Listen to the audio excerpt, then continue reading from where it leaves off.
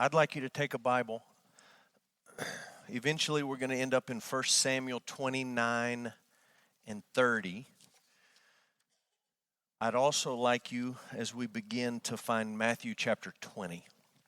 So you can maybe mark those pages, 1 Samuel 29 and 30, and then Matthew 20. I don't know about you, but sometimes the holidays can feel like the most exhausting time of year, with all the travel and all the things that you have to do, and the calendar fills up, and just the activity and the busyness of it. I don't know if you noticed, but we just sang hymn 93, It Came Upon the Midnight Clear, and I just want to read you the third verse that we sang just a minute ago. All ye beneath life's crushing load, whose forms are bending low, who toil along the climbing way with painful steps and slow. My guess is you felt like that at some point in the last year. Maybe today, maybe this last week, maybe it's coming for you, but you felt like you're beneath a crushing load, you're bending low, you're toiling along, your steps are slow. And then the hope of Christmas, the hope of the gospel is, look now, for glad and golden hours come swiftly on the wing. Oh, rest beside the weary road and hear the angels sing. The story we're going to talk about tonight is a story about people who needed rest. And I think that on some level you'll be able to relate to that. Just weariness, tiredness, fatigue, physically, spiritually, mentally, emotionally, all of it. On some level you've experienced what we're going to talk about tonight. And there is hope. We're going to see it tonight and see how that hope changes us. So I want to begin with a story. I want to tell you a local story about a guy in this area who needed to build some fence. He needed to build some pipe fence, something similar to that. Okay, he needed a decent amount of pipe fence built, and he needed it built pretty quick. And so he said, I need to hire some guys to help me build this fence. And so he had arranged with some fellas. He said, I'll meet you at this place at this time. I'll pick you up before the sun comes up. We'll go out to the location. We'll start working on the fence. So he picks these guys up. He takes them out. They start early. Long before the sun comes up, they start working on this fence. And good crew. They're working hard. About mid-morning, the guy who needs the fence built, he runs into town and he says, hey, I got to go get some supplies. So he goes to get some supplies. And while he's in town, he runs into some guys that he knows. They're just sort of there at the shop. And he says, hey, I need more hands. Do you guys want to come work? So they say, absolutely. We're looking for work. He takes them out, and he sort of adds to his crew. Now he's doubled the size of his crew. Before long, everybody gets hungry. It's lunchtime, so he runs into town, and he goes to Taco Villa, and he gets a big bag of bean burritos, and he drives them back out. And while he's driving back, he sees some guys that he knows. And he says, hey, I need this fence built. We're not making progress fast enough. Would you like to come help? They say, absolutely, we'd love to come help. So he sort of adds to his crew as he's coming back with lunch. It's 4 o'clock. It's happy hour at Sonic. Everybody needs a vanilla Dr. Pepper, so he runs in, and he's parked there waiting on his Dr. Peppers at Sonic, and he looks across the way, and there's some guys sitting in a truck at a stall, and he says, hey, I know those guys. I wonder if they would want to work. So he goes over, and he asks them. They say, yeah, you buy us a vanilla Dr. Pepper, we'll come work for you. So he adds to his order, gets the Sonic drinks, takes them back. 6 o'clock dinner, same thing happens. He goes in for dinner, comes back. He's added to the crew. He's picked up some more guys. And then it's starting to get late, but everyone's hungry. So he goes in for a DQ blizzard run. And he's picking up blizzards for everybody. And there's some guys, Phil's there eating a blizzard. And he says, hey, maybe you guys want to come and work with me. It's almost the end of the day, but we really need one last push on this fence. And so the guys go back, they get their ice cream, they go back. They finish the fence. End of the day, fence is done. And it's time to settle up. And here's how it's all worked. With the first crew of guys that he originally had arranged with to work, he told these guys, I'm going to pay you $500 a day. $500 for 1 day's work. I got to get this fence done today. They said, that sounds great to us, we'll do it. Everyone else he added during the day, he just said to them, I'm going to pay you. Would you like to come work? And they said, absolutely, we'd like to come work. So at the end of the day, it's time to settle up. He starts with the guys who came back with the DQ blizzards, right? The guys who just worked an hour or two. And he lays down on the table $100 bill, $200 bill, $300, $400, $500. And those guys say, it's the greatest day's work I've ever done. Free DQ blizzard. I was here an hour and a half. I really just sort of picked up when you guys were putting the finishing touches on it. $500. That's fantastic. Next group of guys walk up. Guys who came with dinner. $500. Pretty good deal, right? Come back, eat dinner, work a few hours in the evening. It's not hot. Sort of the cool of the day. $500. They're satisfied. Guys who came back with the Sonic drinks. $500. Guys who came back with lunch, $500.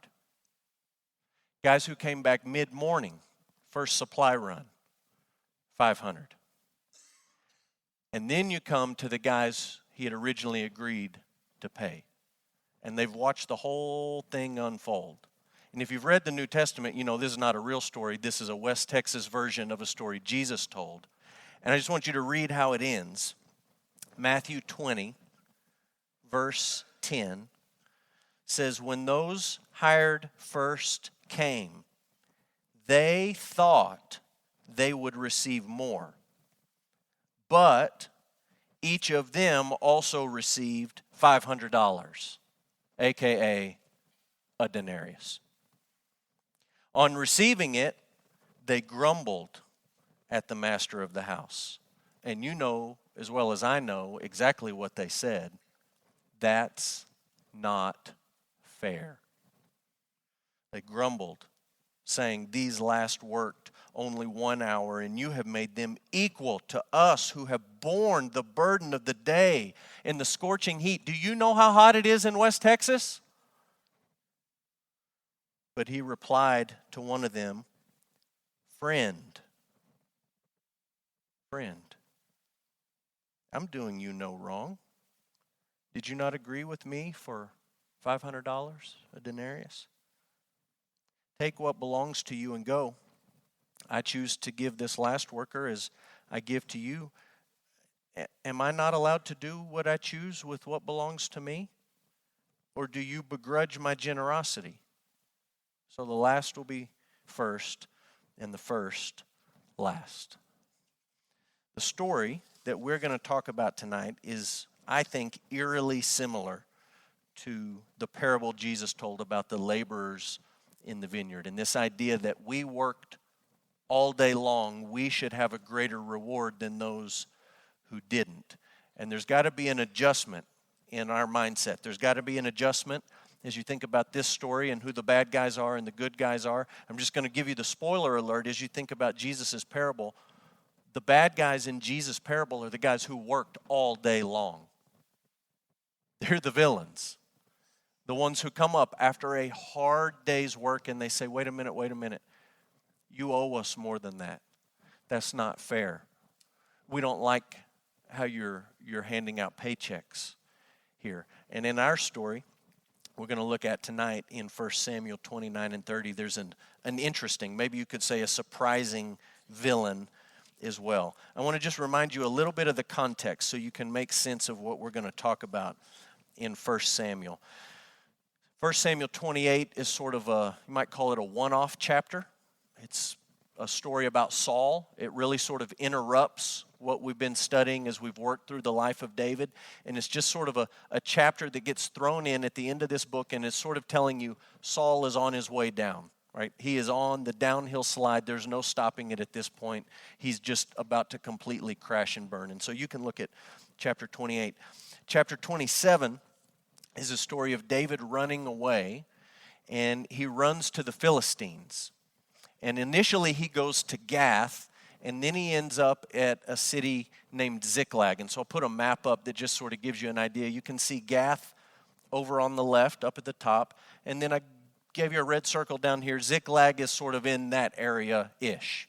And I'd like to put a line up there and say this was Philistine territory and this was Israelite territory. Right? We have borders on maps, and we say this is where it is. This is the line. If you cross it here, you're there, or if you cross it there, you're here. there's no line. It's all very fuzzy. And the Philistines take some land, and then Israel might take some land, and there's sort of a back and forth in there. And David, down here in Ziklag, is really kind of in no man's land. Technically, he's in the territory of Judah that belongs to Israel, the nation of Israel. But really, the Philistines at this point control this area, and so he's just kind of out there in no man's land. And we talked about chapter 27. This is one of the saddest seasons of David's life, because the Philistine king lives in Gath, and at this point, David has acknowledged that he is the servant of the Philistine king. I'm your servant. And he's living down a little bit away from the capital, a little bit away from Gath. He's living in Ziklag, and he's living a lie. And it's really not a good lie.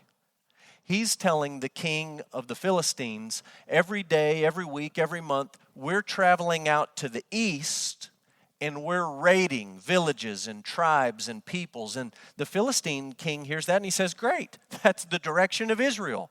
If you go raid those guys, you're raiding my enemies, and I'm happy for you to do that.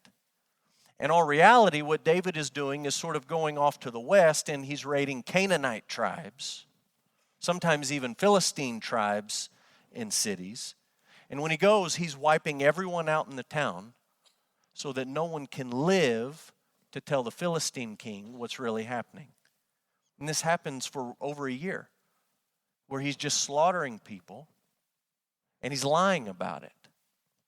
And when you read about this season of David's life, it doesn't talk about any psalms that he's writing at this period. There's no psalms that pin the timing or the context to this season of his life. There's no prayers. David is talking to himself. We mentioned that last week, but he's not inquiring of the Lord. It's just kind of a dark, depressing season of David's life. And some of that sin, 1 Samuel 27, is about to come home to roost in 1 Samuel 29. In the end, David comes out on the better side of things, and it's an interesting story to see how that happens.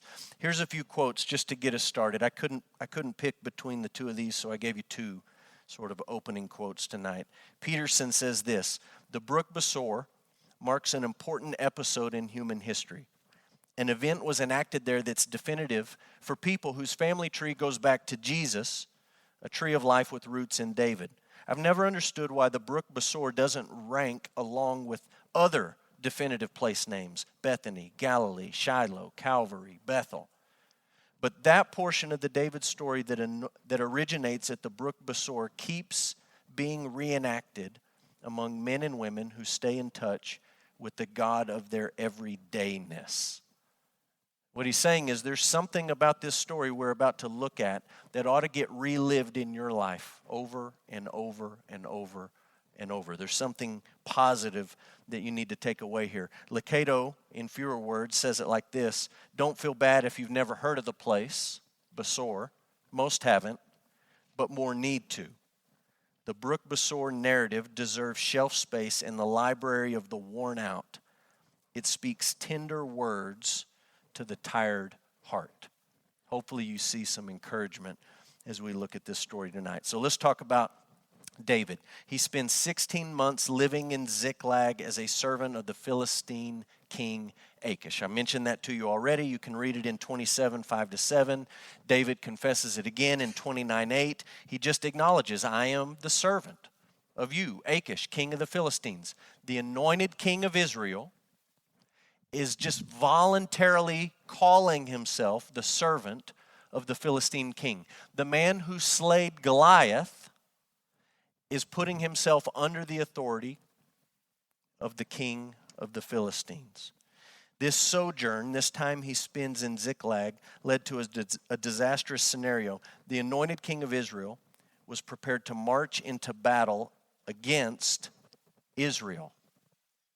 And I'm not going to read all of 29. I'm going to let you read some of that on your own. But here's the scenario. David's been going on these raids, and the king of the Philistines gathers all his generals up, and he says, "Hey, we're going to war. David, you're pretty much one of us at this point. Why don't you march out to battle with us?" And David's kind of backed into a corner here. What are you going to do? You can either admit that you've been living a lie for over a year and face the consequences. There's the king and all of his generals and all of their armies. You can deal with the consequences in that way, or you can just sort of say, okay. And David says, okay. And they pick up their weapons, David and his men, and they march out. Just think about what I'm saying to you. March out with the Philistines as they're preparing to attack Israel. How is David going to walk that back later if he becomes king? I mean, you know the political climate we live in. People are people. We've always played the gotcha game. Can you imagine David later being anointed king, or people wanting to anoint him king and saying, wait a minute. He fought with the Philistines. I mean, it'd be like somebody 20, 30, 40, 50 years ago running for president saying, I was a Nazi soldier. I fought for the Nazis, now I want to be president of the United States. That's sort of the scenario that we're about to wade into here. The king of Israel is marching out to battle with the Philistines, and they're about to attack Israel. In the end, it's not David that puts an end to it. David's just sort of along for the ride here, and eventually the Philistine generals say, hey, Achish, we don't really want him to come. We think you ought to send him back. And there's some drama. David sort of puts on, and you can think he's putting on an act or he's being genuine, but David sort of says, hey, I'm ready to go. I'm ready to fight. And the generals say, no, we don't want you to fight. There's a previous episode you can read about 1 Samuel 14. There was a group of Hebrew defectors that fought with the Philistines. They march out to battle, and at the last second in the middle of the battle, they turn against the Philistines and fight with Israel. Maybe the generals remembered that. And maybe in the back of their mind, they thought that's what David was going to do. Maybe that's what David was going to do. We don't know the answer to it. What we do know is he is literally marching into battle with the Philistines, and God, through these Philistine generals, God uses them to spare David from this disastrous moment. And David and his men turn around, and they start to go back to Ziklag. Now, I found a picture that sort of, I think, shows you what it was like for David and his men to walk away from this battle and to go back to Ziklag. Here's the picture. You ready? Okay. Out of the frying pan, into the fire. I mean, look, the frying pan was bad for David, right? You're about to fight your own people. You're the anointed king of Israel, and you're about to go fight them in battle. But now it gets even worse for David. Right? He spared the battle, but he goes home, and I just want you to read with me what happens in Ziklag. David and his men return to Ziklag. They find the city burned, and their families are captured. The city's burned, and their families are captured. This is where I want us to do a little bit of reading. 1 Samuel 30, verse 1. David and his men came to Ziklag on the third day. So they've been walking for 3 days. The Amalekites had made a raid against the Negeb and against Ziklag. They had overcome Ziklag and burned it with fire and taken captive the women and all who were in it, both small and great. They killed no one, which is unusual, but they carried them off and went their way. And when David and his men came to the city, they found it burned with fire, their wives and sons and daughters taken captive. I just want you to listen to what we're about to read in these next verses. David and the people who were with him raised their voices and wept until they had no more strength to weep. David's 2 wives also had been taken captive, Ahinoam of Jezreel and Abigail, the widow of Nabal of Carmel. Just keep that detail filed away, Nabal. We're going to come back to him in a minute. David was greatly distressed, for the people spoke of stoning him, because all the people were bitter in soul, each for his sons and his daughters. And we're going to stop right there. the middle of verse 6. I don't know how you and I try to imagine and put into words the emotion that these men were feeling in this moment.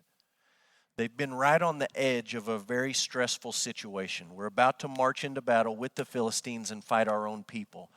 Maybe the plan was we're going to turn on them in the middle of the battle. Maybe the plan was we're just going to fight with the Philistines. That's the side we're on right now. I don't know what the plan was, but you're right there on the edge of something very, very dramatic. You get saved from it at the 11th hour. You walk 3 days back home,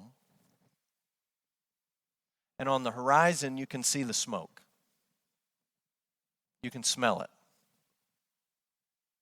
You walk into your town, your home base, everyone's gone. Everything's burned. Your wife is gone. Your kids are gone. Your grandkids, gone. Everyone's gone. Verse 4, they wept until they had no more strength to weep. Verse 6, they were greatly distressed. David was greatly distressed. The people spoke of stoning him. This is what I mean, out of the frying pan and into the fire. You're in a really, really tough spot. You get out of it. You're exhausted after a 3-day march, and you're right back into it. Now it's your own people who are turning on you, right? The buck stops with David. And there's conversations taking place amongst these 600 men. They're not nice men. They're bad dudes. They're killers. There's talk about stoning David. Now look, I'm just going to make a point here. If you hear a rumor that someone in our church is sort of floating the idea that we're going to get together and stone you, you probably don't have to believe it because we're a bunch of softies. Not going to happen, right? You might hear it and say, I think I might become a Methodist. Those guys are kind of mean. But you're probably not really going to think that when you walk in the building, you're going to get hit with rocks. That's not us. We might do a lot of rotten things. We're not going to do that thing. These guys talking about killing David, they'll do it. They've done it before. It wouldn't be their first kill for any of them. And they're putting their heads together in secret conversations, and some of them obviously not so secret, saying, let's kill him. So David is facing physical danger and emotional danger. Physically, there's a mob that wants to kill him. They want to pick up rocks. They want to throw them at David until he's dead. Emotionally, I want you to think about where David's at right now. He is literally at this moment entirely and completely alone. You ever heard the phrase, you feel alone in a crowded room? Right? That's David. He's got 600 guys standing around him. He is completely alone on every level. He's separated from his nation, living as an exile. He's separated from his family. Some of them are estranged at this point. Some of them have been kidnapped, but he's completely separated from his family. He's separated from his best friend, Jonathan.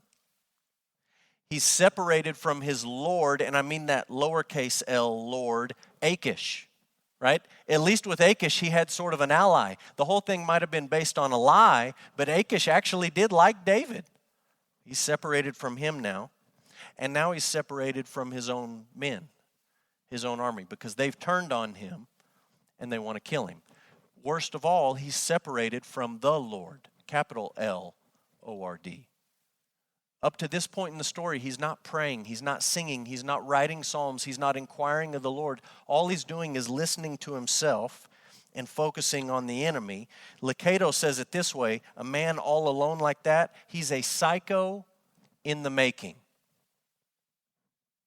He's rejected by every significant circle in his life. This could be his worst hour, but he makes it one of his best.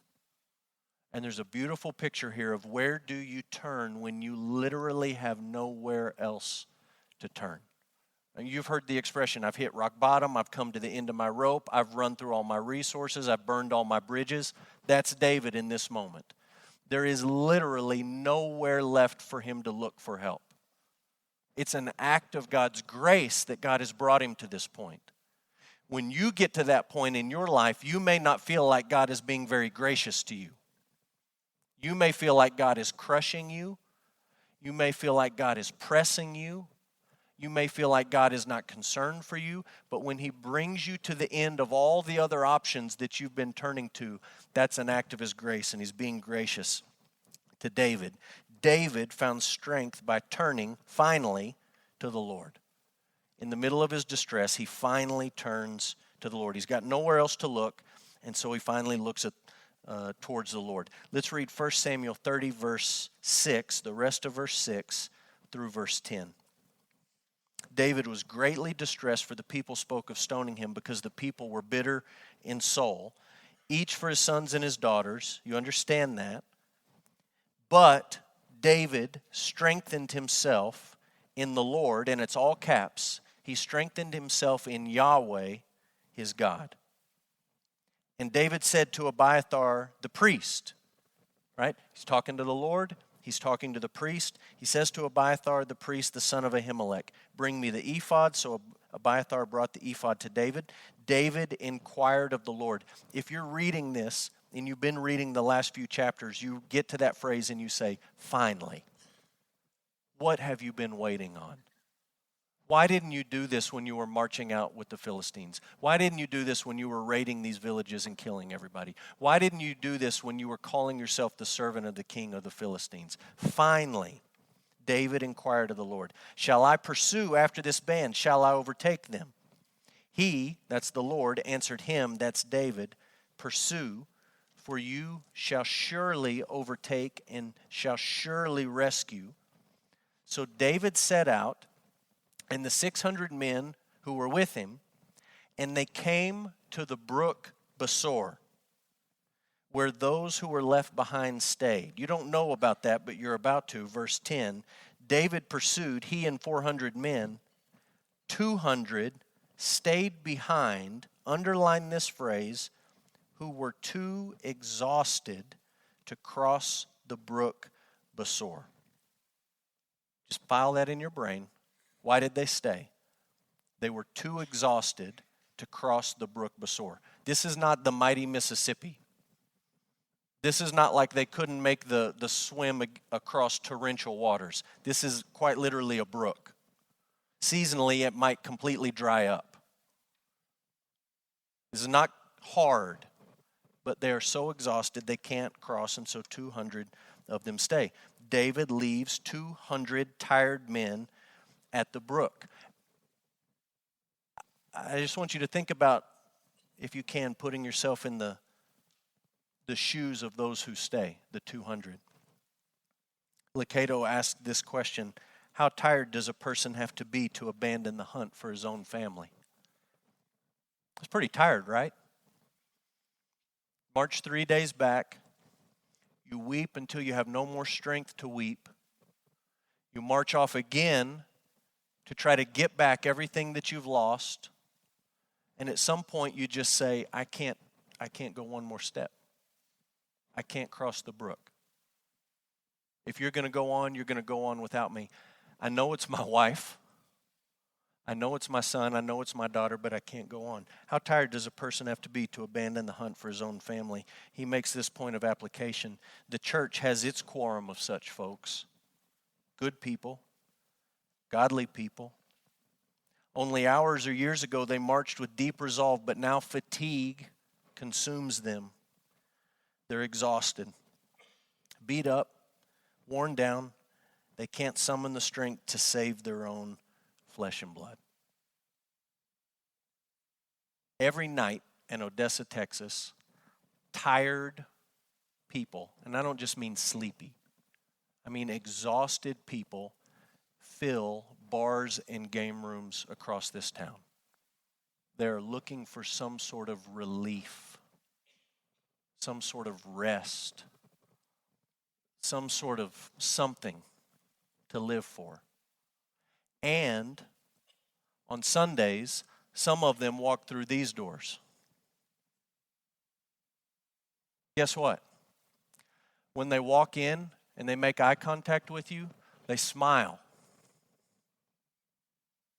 And when you say, "Hi, how are you this morning?" What do they say? "I'm fine." "How are you?" And you probably reply, "I'm fine." They're exhausted. They're worn out. They're hurt. They're discouraged. They're depressed. They don't even know why they walked in the doors that particular Sunday morning.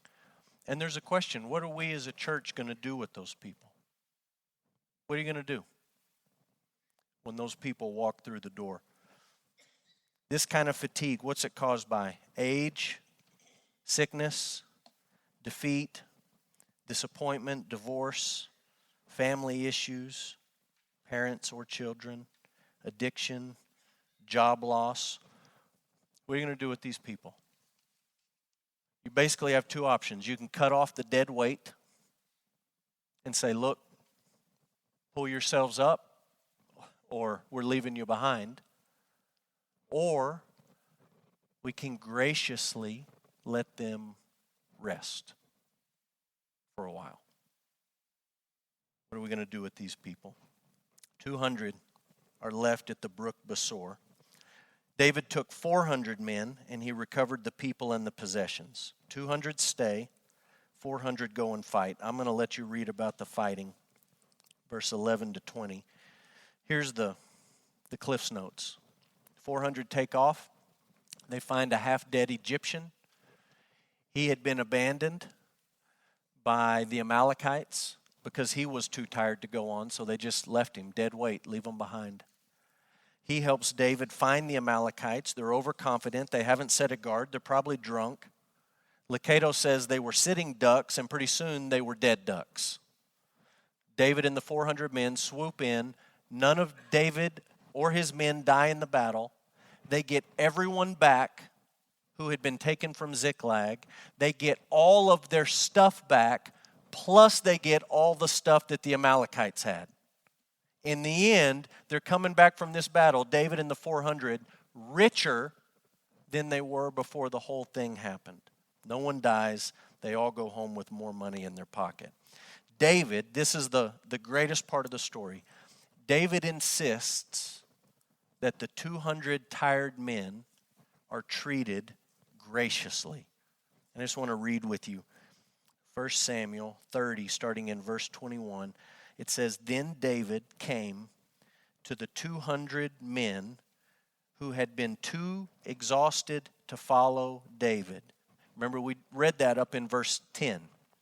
They left them because they were too exhausted. And the author tells you again, they were too exhausted to follow David. They had been left at the brook Besor. They went out to meet David and to meet the people who were with him. And when David came near to the people, he greeted them. He greeted them, the 200. He didn't thumb his nose at them. He didn't roll his eyes at them. He didn't say, "I hope you had a good nap." He didn't say, "Man, we could have really used you guys." He greets them. Then all the wicked and worthless fellows among the men who had gone with David said, "Because they did not go with us, we will not give them any of the spoil that we have recovered, except that each man may lead away his wife, children, and depart." So you hear what they're saying? Here's the 400 walking up, the 200 are coming out, and the wicked, worthless fellows say, "Look, I don't want your wife, and I'm not raising your kid, but you're not getting any of your stuff back. I'm going to send your family home with you, but you're not getting any of the money.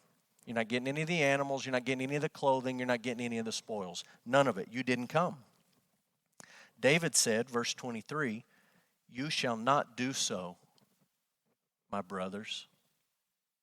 You remember in the parable When they complained, the master came, and what did he say to them? Friend. Friend. Don't I get to do with my money what I want to do, friend? David says here, you will not do this, my brothers, with what the Lord has given us. And you ought to underline that phrase. The Lord has given us. He has preserved us and given into our hand the band that came against us. Who would listen to you in this matter? For as his share is who goes down into battle, so shall his share be who stays by the baggage. They shall share alike. And he made it a statute and a rule for Israel from that day forward to this day. Okay, put the pieces together here. The 400 fighters did not want to give the plunder to the 200 nappers. The fighters said, we're not giving any of the plunder to the nappers. And I'll be honest with you. I'll just be honest. There is something deep in my soul that really resonates with the fighters. There is something in me when I read this story that says, shouldn't you at least take a little off the top? Okay, we're going to give you your family back. We're going to give you your stuff back. But surely we're not going to give them what we took from the Amalekites, are we? We're going to be square with them. But surely the guy who stayed and took a nap by the brook, doesn't that sound nice? I'm just going to lay down by this brook and take a nap while you go fight. Surely we're not going to give him an equal share. The 200 nappers would have been shamed by their families. This really isn't mentioned in the story, but I just want you to think about it.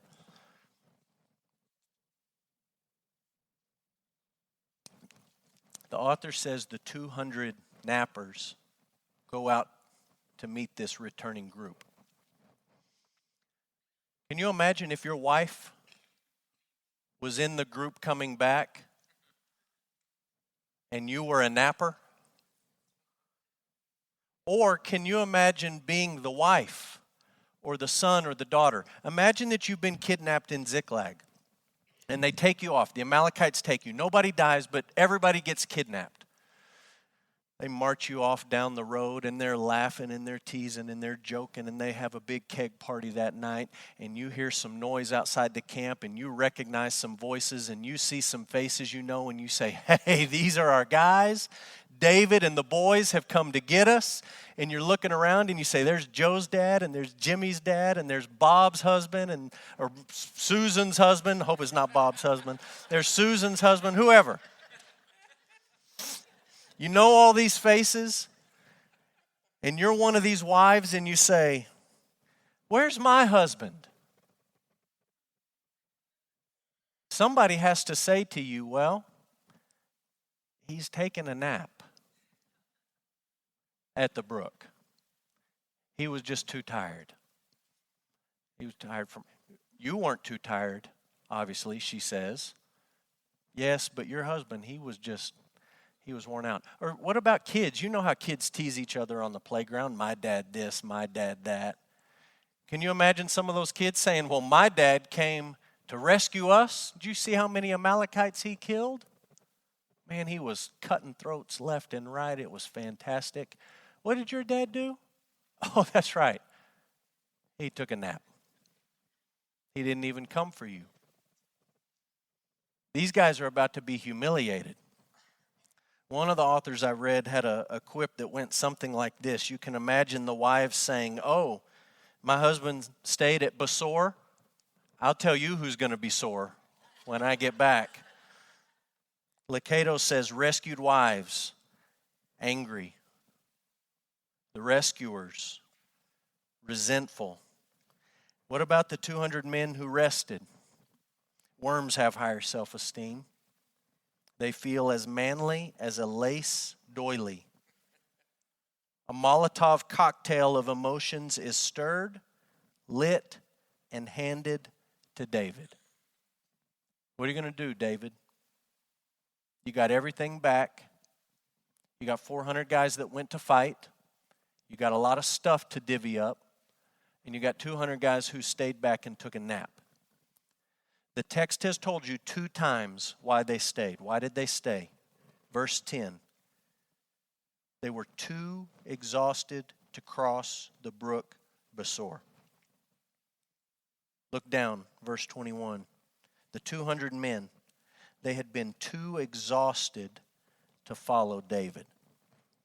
What does David say when they get back? Does he say, well, they were really tired? What does he say? He says, these stayed with the baggage. Some went down to battle. Some stayed by the baggage. Now, you read that and you think, still kind of lame, right? Still not very manly.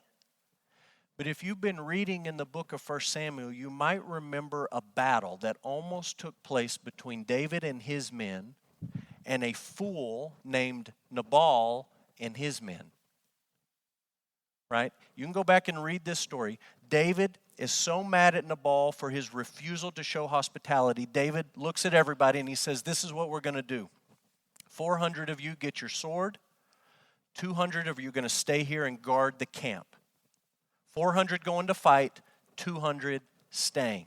That was the plan. That was the tactical strategy. We're not going to leave ourselves defenseless, but we're going to take out this fool, and some of you are going to stay here with the stuff. It didn't end up happening because Abigail intervened. But that had been a previous military plan. What does David do when he has the opportunity to shame these 200 nappers? He could have very easily said, they were just really tired. They needed a rest. We gave them a rest. It would have been true. He wouldn't have been lying. He wouldn't have been slandering anybody. But instead, he helps them save face, and he says, you know what? Some of us went to fight. Some of us stayed with the stuff. On the surface of it, it's not a great excuse because the Amalekites had all the stuff. But some of us stayed with the stuff. David is dignifying their rest. He's not laughing at them. He's not teasing them. He's not mocking them. He's not putting them down. He's not making them second class. He's simply saying, we're in this together. We're in this together. Some of us went and fought and some of us didn't. David refuses to throw these guys under the bus. He dignifies the rest of the 200 nappers and insists that they be shown grace because he knows that the battle had been won by the Lord. You remember what I asked you to underline? Verse 23, David said, we're not going to do this, brothers. That's not how it's going to go down. We are not going to do this with what the Lord has given us. We didn't win that battle. The Lord won that battle. We didn't get all that stuff back. The Lord gave it back to us. He knows who's behind it all. And he gives credit to the Lord. And in giving credit to the Lord, he says, why are we going to laugh at these guys? Why are we going to tease these guys? Why are we going to put these guys down? The Lord's been behind it all. We're all in it together. And we're going to be gracious to these men. Think about this. We're not only going to be gracious to these men, but we're going to make a rule from now on. This is how it goes. We're gracious with each other. We're not going to play on a merit-based point system. We're not going to keep score for each other or against each other. That's not how it's going to be. The ones who go fight, the ones who stay, we're all going to share in the victory. He dignifies their rest. One last thought, and this is hard for some of us to wrap our minds around. The men who didn't want to show grace to the 200 nappers are called worthless fellows. They're the bad guys in the story. Not the Amalekites, who are called the worthless fellows, those worthless Amalekites. It's the men who risked their lives to get back their wives and their children and their stuff, and the wives and the children of the stuff of the 200 men who took a nap. It's those men who come back and they don't want to share. They don't want to be gracious. They want to keep score for and against. the text calls them worthless fellows. All the wicked and worthless fellows among the men who had gone with David said, they didn't go up, we're not going to give them anything. In Jesus' parable, it's the people who worked all day long. All day long, who are the villains. Who come up at the end and say, you owe us more than what you gave to them. They're the bad guy in the parable. The worthless fellows. Peterson says, strong words it would seem for what sounds like common sense and plain justice. Most of us would say, I'm for common sense. I'm for plain justice. The math adds up. It makes sense that we would do it this way. Why would you call them worthless fellows? Until we remember who these people are and where they are. These are the men of Ziklag, with nothing in their backgrounds to be proud of. All of them picked up from a disreputable life and brought through no merit of their own into the net of God's providence of salvation. Everything they experienced was sheer grace. Who are these 400 men? They're the debtors, the disgruntled, the disenfranchised, the people who have been kicked to the curb by society, people who had no place in Israel. They're the ones, the malcontents who gathered to David. Everything they had was a gift of God's grace. David saw that. He hasn't seen it for a long time, but in this moment he sees it. And he says, the Lord gave us this victory. We are going to be gracious to our brothers. When you read this story, when you read Jesus and the parable of the laborers, you come away understanding this. When you experience the grace of God in Jesus Christ, when you experience that, it will make you a gracious person. When you understand how kind and how generous and how merciful God has been to you, how unworthy and how undeserving you are, that everything you have the Lord has given to you. Every good thing is a gift from Him. When that sinks down, you will not look at other people and keep score. You will not look at other people and hold grudges. You will look at other people and be gracious. Experiencing and receiving God's grace ought to make you a gracious person. And as a church, I circle back to what we read earlier. Tired, hurting, broken, worn out people walk into this building every Sunday, every Wednesday night. They sit and worship, they sing the songs, they fill the blanks out, they smile, they go home. They're crushed. What do we do with those people? Do we look at those people and say, man, you really need to start pulling your weight around here. You are the most worthless bump on a log I've ever seen. You are just are you glued to that pew seat? Can you ever get off of it and do anything? Do you know how many times I've worked in the nursery over the last 6 months? Why have you not taken a turn back there? I deserve better than being back there all the time. You're going to keep score? Remember, in the parable of the laborers, it's the bad guys who keep score. It's the ones who complain about that's not fair who are the villains. In this story, the worthless fellows are not the Amalekites, but they're the people who didn't want to extend grace. When you have had an experience of God's grace in Jesus, you will be a gracious person to others. This story of Besor is a beautiful picture of God, through David, dignifying the rest of these men and showing them grace. And I pray that that would be us, that would be our church, that would be something that marks us as individuals and as a church family.